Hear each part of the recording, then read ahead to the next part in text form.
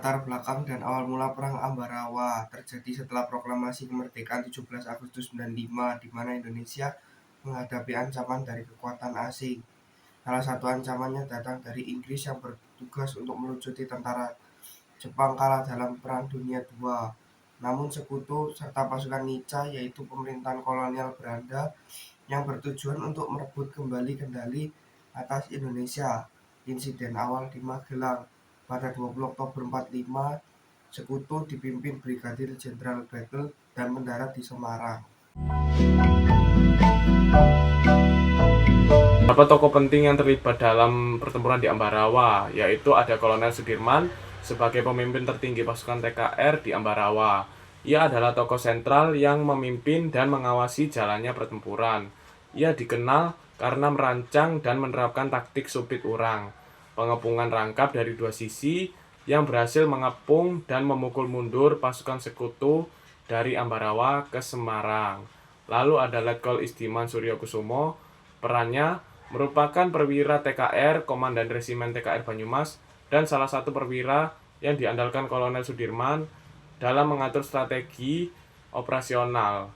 Ia gugur dalam pertempuran saat memimpin pasukannya untuk membebaskan dua desa yang dikuasai oleh sekutu, dan kematiannya memotivasi langsung Sudirman untuk memimpin pertempuran. Lalu Letkol Gatot Subroto, perannya menjabat sebagai juru taktik utama. Ia mendampingi Kolonel Sudirman dalam melawan tentara asing. Lalu ada Letkol M. Sabrini, perannya untuk memimpin pasukan keamanan rakyat atau PKR dari Kedut Tengah dan terlibat dalam pengepungan pasukan asing.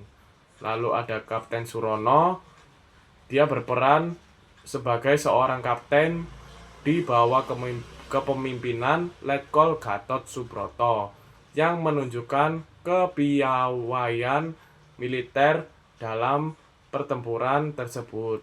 Tokoh dari pihak sekutu juga ada Brigadir Jenderal Battle, perannya sebagai pemimpin pasukan sekutu Inggris yang dihadapi oleh pasukan TKR. Pasukannya terlibat dalam insiden di Magelang dan Ambarawa yang memicu pertempuran.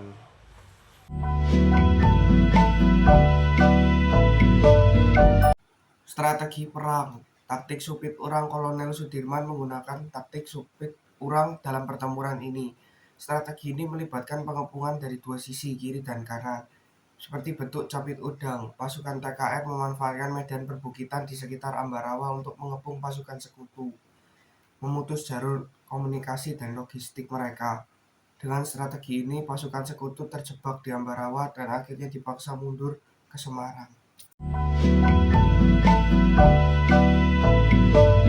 Nah, untuk kronologi singkatnya, pada tanggal 20 November 1945, insiden bersenjata mulai terjadi antara TKR, pimpinan Mayor Sumarto, dengan pasukan Inggris di Ambarawa. Lalu pada tanggal 21 November tahun 1945, pasukan Inggris di Magelang ditarik ke Ambarawa dan pertempuran berkobar di sekitar Ambarawa.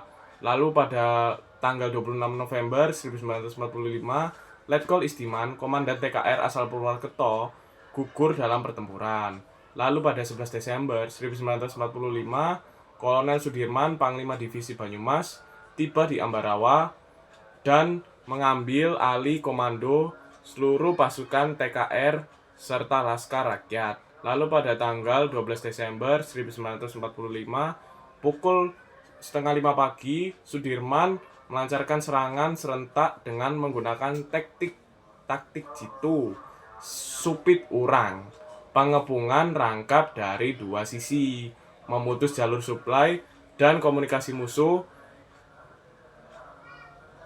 untuk membuka musuh. Lalu pada tanggal 15 Desember 1945, setelah terkepung selama 4 hari 4 malam di benteng William I, pasukan Inggris akhirnya meninggalkan Ambarawa dan mundur ke Semarang. Lalu pihak Indonesia berhasil memenangkan pertempuran ini.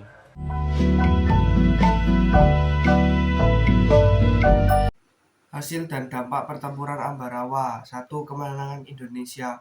Pasukan TKR dan Laskar Rakyat berhasil merebut kembali Ambarawa dari tangan sekutu. Yang kedua, Hari Infanteri.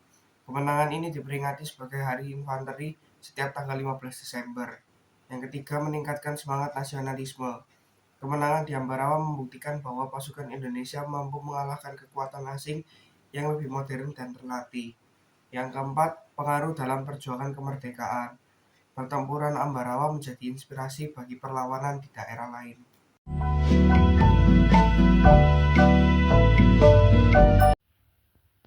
Korban hingga kini belum resmi, dan saya lihat dari beberapa situs mengatakan bahwa korban berasal dari Indonesia dan dari pasukan sekutu. Yang dari Indonesia itu berjumlah ratusan, yang termasuk pada TKR dan penduduk sipil, lalu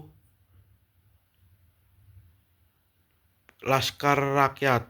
Lalu yang dari pihak sekutu itu berjumlah ratusan juga yang mengalami luka parah dan terpaksa mundur dari pertempuran tersebut.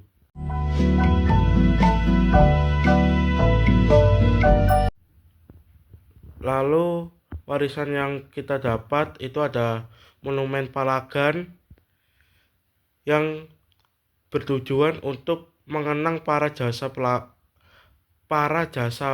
pahlawan yang telah gugur pada pertempuran tersebut. Lalu yang kedua, simbol semangat perlawanan itu menjadi simbol yang sangat berharga, yang sangat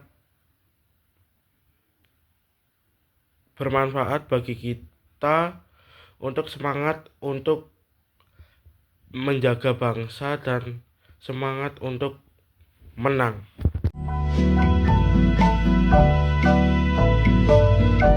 Jadi yang dapat kita simpulkan, pertempuran Ambarawa adalah salah satu peristiwa penting dalam sejarah perjuangan kemerdekaan Indonesia. Dipimpin oleh tokoh-tokoh kemerdekaan Indonesia seperti Kolonel Sudirman dan Letkol Isdiman. Pasukan Indonesia berhasil mengusir sekutu dari Ambarawa dengan strategi yang brilian dan semangat juang yang tinggi. Kemenangan ini tidak hanya mempertahankan kedaulatan wilayah Indonesia, tapi juga memperkuat semangat persatuan dan keberanian rakyat Indonesia dalam menghadapi ancaman kolonialisme.